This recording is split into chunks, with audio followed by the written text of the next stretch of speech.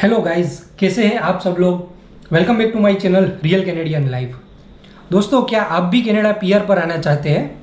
क्या आप Canada express entry pool में अपनी फाइल लगाकर अपना नंबर आने का वेट कर रहे हैं, या फिर आपका जो CRS स्कोर है वो थोड़ा कम है? एक्सप्रेस एंट्री में आपको एलिजिबल होने के लिए कुछ ज़्यादा पॉइंट्स की रिक्वायरमेंट है, तो आप डायरेक्ट एक्सप्रेस एंट्री पॉइंट में अप्लाई नहीं कर पा रहे हैं, या फिर आप कोई PNP से आप अपना नॉमिनेशन मिलने का वेट कर रहे हैं, तो ये वीडियो आपके लिए बहुत काम की है।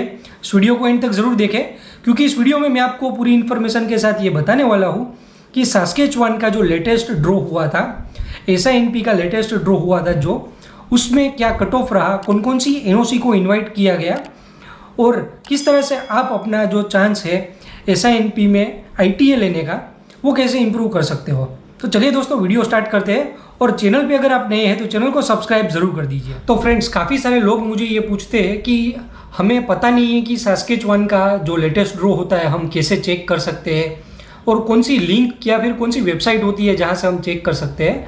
तो चलिए, मैं आज आपको पूरा स्क्रीन रिकॉर्डर के साथ ही बताता हूँ। यहाँ पर साइड में मैं स्क्रीन रिकॉर्डर ऑन कर रहा हूँ, तो उसमें आप पूरी इन्फॉर्मेशन देख पाओगे कि क्या क्या कैसे अप्लाई कर सकते हैं। तो सबसे पहले मैं यहाँ पर गूगल क्रोम में जाता हूँ। यहाँ पर मैं टाइप करता हूँ SINP लेटेस्ट ड्रॉ 2022। तो यहाँ पर मुझे सबसे पहली लिंक मिल जाएगी, international skilled worker EOI system. तो हम इसमें जाते हैं। तो यहाँ पर आपको सारे पॉइंट्स वगैरह मिल जाएंगे कि कैसे आप EOI के अंदर एंटर हो सकते हैं। उसके अलावा आप EOI के लिए क्या एलिजिबिलिटी है, सिस्टम कैसे काम करता है, कैंडिडेट को क्या क्या रैंक दिया जाता है। तो यहाँ पर मैं नीचे आता हूँ EOI सिलेक्शन रिजल्ट्स। तो यहाँ पर मैं इसको डाउनलोड कर लेता हूँ कि जो भी ड्रॉ हुआ तो उसमें क्या क्या कट ऑफ रहा था। तो आ जाते हैं, यहाँ पर देखते हैं जो जुलाई 6 को ये ड्रॉ हुआ था। तो जैसे कि आपको पता है कि जुलाई 6 को एक ड्रॉ ये भी हुआ था CRS पूल का, क्योंकि 1.5 साल से लोग वेट कर रहे थे, और कैनेडियन गवर्नमेंट ने अब जाकर 1.5 साल के बाद ये जो ड्रॉ है उसको रेज्यूम किया है। तो काफ़ी सारे ऐसे कैंडिडेट्स हैं जिनको CRS स्कोर है वो अराउंड 350 या 400 के आसपास आ रहा है। तो उनके पास इधर ऑप्शंस ये बचता है कि अगर वो SINP या फिर कोई भी PNP से अप्लाई करते हैं तो उनको एडिशनल 600 पॉइंट्स मिल जाए। तो उनमें सबसे जो रिलायबल PNP प्रोग्राम है वो है SINP, यानी कि सास्केचुआन इमिग्रेंट नॉमिनी प्रोग्राम। तो इसका जो कट ऑफ आया, उसकी जो पॉइंट्स की ग्रेड क्या होती है वो भी मैं आपको साथ में बताऊँगा।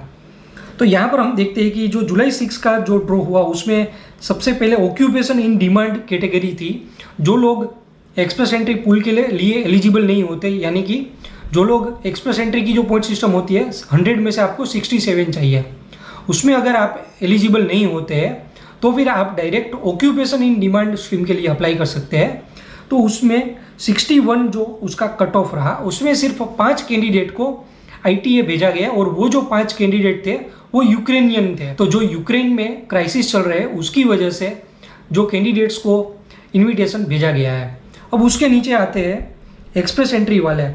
तो जिन लोगों की एक्सप्रेस एंट्री पूल में फाइल होती है और उसके साथ साथ ही वो लोग सास्केचुआन का भी जो एक्सप्रेस एंट्री पूल होता है उसके लिए अप्लाई करते हैं, तो उसको बोलते हैं एक्सप्रेस एंट्री SINP। और उनका जो कट ऑफ रहा ये 73 तक गया। और जो लास्ट कट ऑफ था, इससे पहले जो ड्रॉ हुआ था, उसमें ये कट ऑफ आप यहाँ पर देख पाएंगे कि वो 85 था। 2 महीने पहले मई महीने में जब ड्रॉ हुआ तब वो 85 तक था।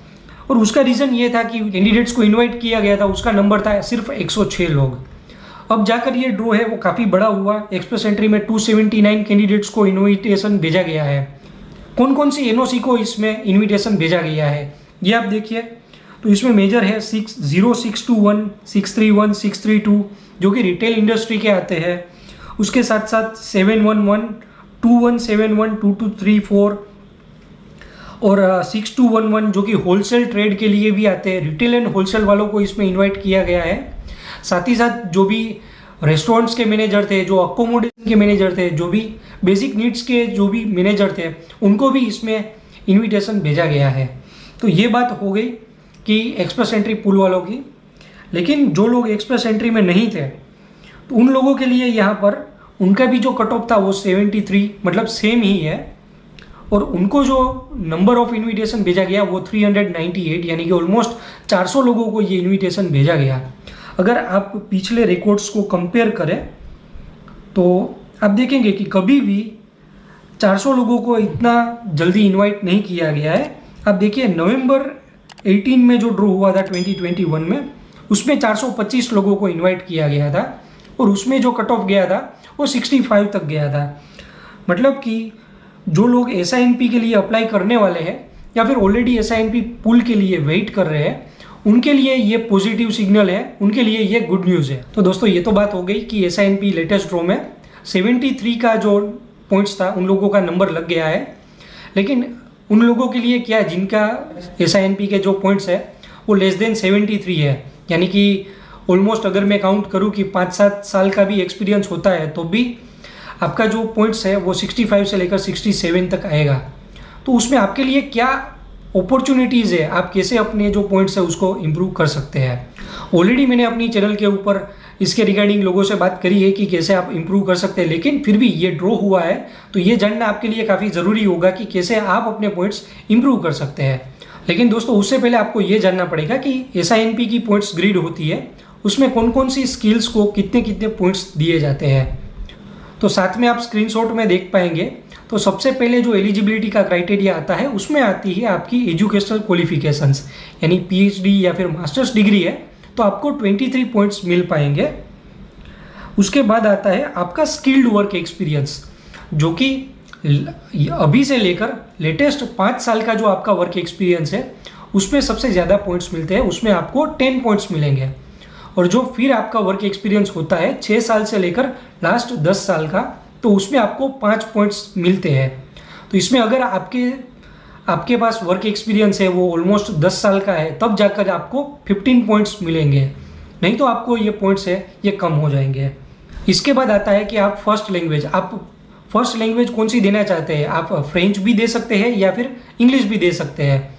तो अगर आपको इंग्लिश यानी IELTS और CLP दोनों में से आप कोई भी एग्जाम प्रीफर कर सकते हो, और उसमें अगर आपको CLB 8 यानी कि 7 बैंड्स तक आते हैं IELTS, तो फिर आपको मैक्स टू मैक्स 20 पॉइंट्स दिए जाएंगे।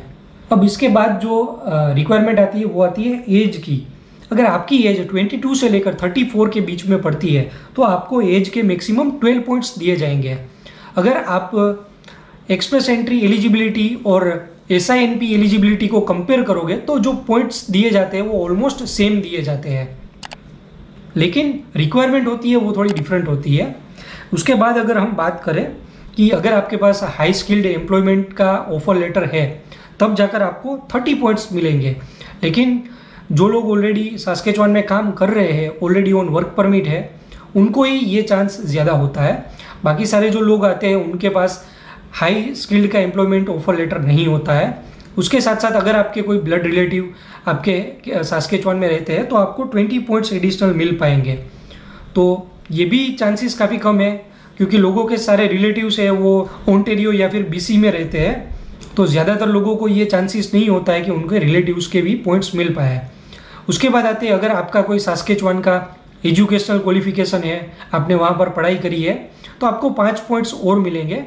और अगर आपका कोई 1 साल का वर्क एक्सपीरियंस है तो आपको उसके भी 5 पॉइंट एडिशनल मिल सकते हैं। लेकिन अगर हम आइडियल कंडीशन को इसमें कंपेयर करें तो सबसे पहले यहाँ पर जो पॉइंट्स होंगे वो मास्टर्स डिग्री यानी कि 23 पॉइंट्स होंगे। उसके बाद 10 साल का वर्क एक्सपीरियंस पकड़ते हैं तो 15 पॉइंट और ऐड कर देंगे तो हो जाएंगे 38। उसके बाद IELTS में मैक्स टू मैक्स 7 बैंड्स लाते हैं तो 20 पॉइंट्स और ऐड कर देते हैं तो हो जाते हैं 58। और उसके बाद जो एज है उसको मैक्स टू मैक्स उसके 12 पॉइंट्स हम कंसिडर करते हैं तो 58 और 12 यानी कि हो जाएंगे 70 पॉइंट्स। तो आपका जो लास्ट कट ऑफ रहा था वो था 73। तो वहाँ पर आने के लिए आपको रिक्वायरमेंट ये होगी कि आपको एडिशनली सिर्फ 3 से 4 पॉइंट्स चाहिए। तो ये आप कैसे गेन कर सकते हैं, तो यहाँ पर जो सेकेंड लैंग्वेज की रिक्वायरमेंट है वो होती है इंग्लिश और फ्रेंच। अगर आपने फर्स्ट लैंग्वेज फ्रेंच दी है तो सेकेंड लैंग्वेज आप इंग्लिश दे सकते हैं, लेकिन अगर आपने फर्स्ट लैंग्वेज इंग्लिश दी है तो फिर आप सेकेंड लैंग्वेज फ्रेंच की कोई एग्ज़ाम दे सकते हैं। और फ्रेंच का अगर आपका CLB लेवल 5 तक भी आ जाता है तो आपको एडिशनली 4 पॉइंट्स मिलेंगे। तो आपके चांसेस पूरे हैं कि आपका जो SINP के पॉइंट्स है वो 74 तक पहुंच जाए। तो 74 तक पहुंच गया तो मतलब कि आपके इनविटेशन मिलने के चांसेस है वो काफ़ी ज़्यादा होते हैं। लेकिन दोस्तों अगर आप ऑलरेडी सास्केचुआन पूल में थे और आपको 73 पॉइंट्स के ऊपर कट ऑफ के ऊपर आपका नंबर लग गया है, आपको ITA मिल गया है, तो कॉन्ग्रेचुलेसन्स। इसके बाद की प्रोसेस ये होती है कि वो लोग आपको ITA भेज दिया है तो आपको सारे डॉक्यूमेंट्स अपलोड करने होते हैं। वैसे तो सारे डॉक्यूमेंट्स ऑलरेडी अपलोड किए हुए होते हैं, लेकिन आपको उसे वापस भेजना होता है। वो सास्केचुआन SINP के पास चले जाएंगे, तब वो लोग वेरीफाई करेंगे और साथ ही साथ आपको $350 की एप्लीकेशन फ़ीस भी पे करनी होती है। वो हो जाएगा, उसके बाद वो लोग आपको नॉमिनेशन भेजेंगे। अगर आप एक्सप्रेस एंट्री पूल से आए हैं तो आपको नॉमिनेशन के एडिशनल 600 पॉइंट्स मिलेंगे। तो आपको जब भी नेक्स्ट CRS का ड्रॉ होगा तब आपका नंबर लग जाएगा। लेकिन अगर आप ऑक्यूपेशन इन डिमांड से आते हैं, उस स्ट्रीम से आते हैं OID से, तो फिर आपके लिए प्रोसेस थोड़ी डिफरेंट रहेगी। आपको अपनी पूरी फाइल है वो सास्केचुआन को भेजनी रहेगी और वो जो रिक्वायरमेंट होगी वो आपको ईमेल करके बताएंगे कि किस तरह से आपको अपनी फाइल प्रोसेस करनी होती है। उसमें भी आपको $350 की फ़ीस होगी, वो तो आपको देनी ही रहेगी। और नॉमिनेशन मिलने के बाद आपकी जो फाइल PR के लिए प्रोसेस होगी तो वो एप्लीकेशन फ़ीस PR के लिए अलग से होगी और वो आपको बाद में पे करनी होगी। तो दोस्तों ये पूरी प्रोसेस होती है SINP यानी कि सास्केचुआन इमिग्रेंट नॉमिनी प्रोग्राम में। और अगर आपको कहीं पर कोई दिक्कत है तो आप मुझे इंस्टाग्राम पर DM कीजिए या फिर वीडियो को एक बार रिवर्स करके वापस देखिए, क्योंकि स्क्रीन रिकॉर्डर पे मैं बिलीव करता हूँ कि ऑलमोस्ट मैंने सारे पॉइंट्स है वो कवर कर लिए हैं। अगर आप मुझसे कंसल्टेशन लेना चाहते हैं सास्केचुआन या फिर इमिग्रेशन के बारे में, तो आप मुझे मेरे Instagram ID real Canadian life के ऊपर DM कर सकते हैं या फिर आप मुझे मेरे Facebook page real Canadian life के ऊपर भी मैसेज कर सकते हैं। तो वहाँ पर मैं आपको 1-to-1 कंसल्टेशन आप किस तरह से ले सकते हैं उसकी डिटेल्स दूंगा और बाद में हम 1-to-1 ये सेशन करके मैं आपको गाइड कर सकूँगा कि आप कैसे अपने चांसेस बढ़ा सकते हैं। दोस्तों ये वीडियो अगर अच्छा लगा हो तो वीडियो को लाइक ज़रूर कर दीजिए। और जो कनाडा आना चाहते हैं, जो लोग ये सारी इन्फॉर्मेशन गैदर कर रहे हैं, उन तक ये वीडियो ज़रूर भेजिए ताकि उनको भी ये राइट इन्फॉर्मेशन मिल पाए। और दोस्तों चैनल पे नए आए तो चैनल को सब्सक्राइब ज़रूर कर दीजिए। Thank you for watching the video.